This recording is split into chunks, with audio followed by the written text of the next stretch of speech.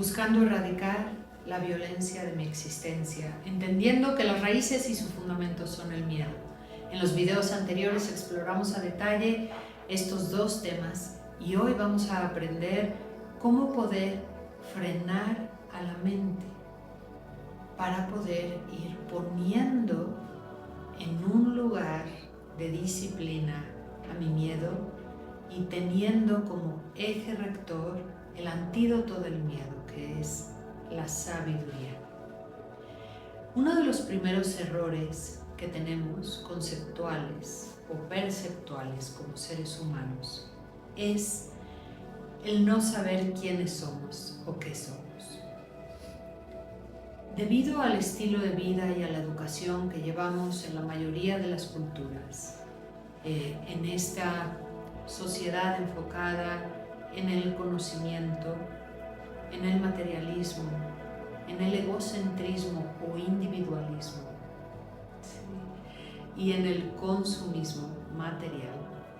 Las mentes están diseñadas o entrenadas para creer que aquello que piensan es lo que es real, que aquello que ven es lo único que es real. Y de esa manera yo vivo mi existencia regida por el movimiento de la mente. La mente, que está de alguna manera ejecutada por mi sistema nervioso central, esos dos hemisferios cerebrales con el cerebro límbico y todo ese sistema nervioso, es parte de la mecánica de lo que es un ser humano.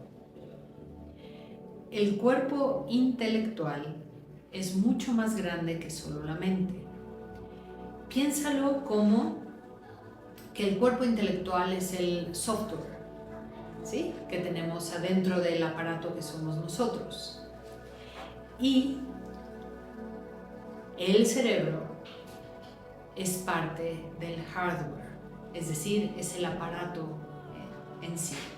Entonces, yo tengo una máquina que es este cuerpo humano y esta máquina tiene un procesador, tiene un aparato que a través de electricidad, de células, de conexiones eléctricas entre esas células, mueve circuitos, mueve información y da órdenes, ¿sí?, al resto de la máquina, ¿no? Mueve un brazo, sube la pierna, ¿no?, y se va gestionando todo lo que esta máquina hace para vivir.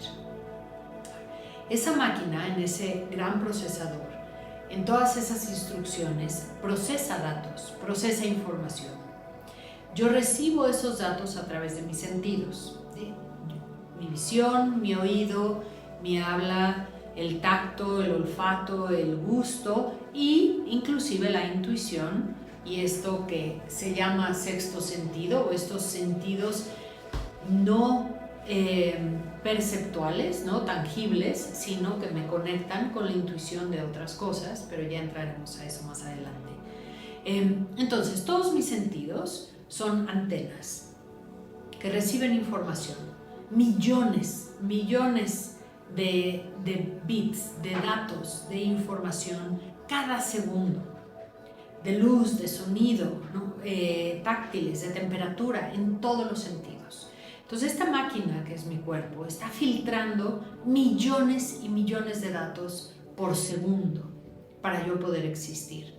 Los filtra, los recibe, los acomoda y dice este es relevante, este no, hace frío, ponte esto, hay un hoyo delante de ti, levanta el pie, esquívalo, ¿no? Y entonces los va priorizando y me va dando instrucciones.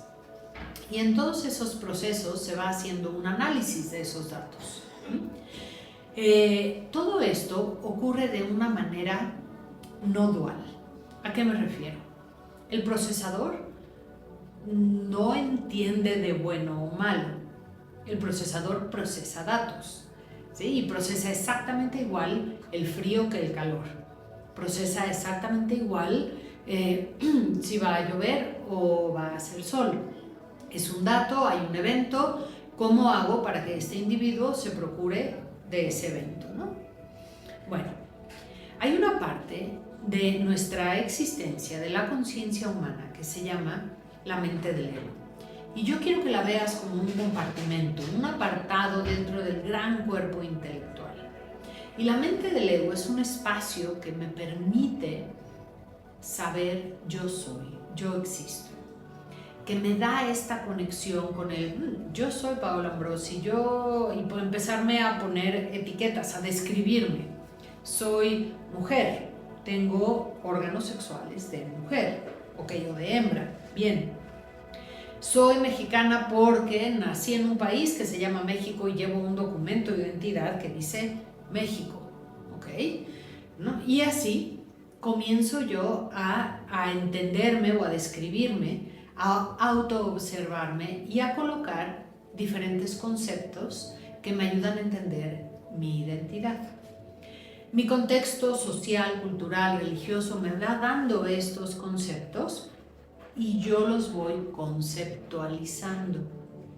Y así voy formando esta estructura en donde, si tú me preguntas hoy quién es Paola Ambrosi, yo te podría hacer una lista de todos esos conceptos que me ha dictado mi contexto familiar, mi contexto religioso, mi contexto cultural, social, hasta planetario. Todo esto son etiquetas bajo los cuales yo me rijo. Ahora, cuando yo no tengo ninguna otra experiencia de la realidad más que todo es lineal, todo es material, entonces yo pierdo la capacidad de cuestionarme y de observar o de hacer introspección hacia este trabajo del procesador, de la máquina que es la mente y del compartimento dentro de esa máquina que es la mente del ego. Y yo crezco creyendo que soy mujer, ¿no? Porque tengo órganos sexuales femeninos, que soy mexicana y eso es lo que soy. Y un mexicano, ¿cómo se comporta? Pues así, así, así, así. Y voy justificando, y soy de esta religión, y soy de esta tribu, y pertenezco a esto, y eso me va definiendo. Y creemos que eso es lo que forma la identidad del ser. Cuando yo no puedo separar estos conceptos de mi verdadera naturaleza, de lo que soy, entonces entro en una confusión muy grande cada vez que esos conceptos se mueven, ¿sí? Por ejemplo, conceptos religiosos. Bien, yo soy católica. Bien, a mí me inculcaron una religión que tenía ciertas reglas, ciertas cosas que yo tenía que cumplir para ser católica. En el momento que yo las empecé a incumplir, entonces yo me encontré con que esa religión pues ya no empataba conmigo y las autoridades de esa religión decidieron, pues tú ya no cabes en esta caja, necesito que te salgas de la caja. Y aquello fue devastador en su momento, ¿no? Fue un enorme divorcio porque pues siendo una persona muy espiritual, muy devota, con una profunda relación con la conciencia crística o con la conciencia de la Gran Madre o demás, yo decía, pero ¿cómo puede ser que ahora me puedas echar, ¿no? De tener una vida espiritual o que me digas que ahora Dios ya no me ama o ya no me quiere porque no cumplí con ciertas reglas que tú me pusiste? Entonces, este ejemplo que doy de la religión lo pongo porque si tú puedes observar con calma, la mayor parte de nuestra existencia cae en esos puntos de conflicto. Y entonces yo caigo en esos puntos de conflicto con mi trabajo, con mi familia, con la cultura del país en donde estoy, de nuevo con la religión, con la sociedad. Y ahí, entonces, cuando yo no conozco otra realidad más que ese tipo de etiquetas o pensamientos, viene una profunda desolación interna y un profundo desbalance y estabilidad, porque me llena el vacío. Entonces, ¿qué soy? ¿Quién soy? ¿A qué pertenezco? Bien, cuando yo no tengo un entendimiento de que esta parte de los pensamientos y la mente son simplemente una herramienta y no rigen realmente la realidad, mucho menos mi identidad, este es un camino directo hacia la desolación, experiencias de depresión o de profunda tristeza existencial, una pérdida de sentido, de propósito. Y mi vida se vuelve una búsqueda y un correr para pertenecer, para que alguien me valide, para que alguien me ame. Y cómo puedo moldear a mi ser, cortarlo, para que entre a las cajitas y pueda pertenecer a ciertas cosas. Y así se me escurre la vida como agua entre los dedos, persiguiendo de manera irreal conceptos que son absolutamente subjetivos. Cuando esto rige mi existencia, entonces voy a carecer de paz, el miedo va a continuar instalado dentro de mí y la violencia seguirá siendo la orden del día. ¿Qué puedo hacer para dar un cambio radical? Necesito entender que yo no soy mi mente, yo no soy mis pensamientos. La mente del ego es solamente un teléfono, es un aparato que me ayuda a procesar información. Y así, todo mi cuerpo intelectual es una herramienta, pero no soy yo. Si quieres saber un poquito más de cómo observar a este cuerpo y comenzarlo a domar, quédate aquí y vamos a explorarlo juntos.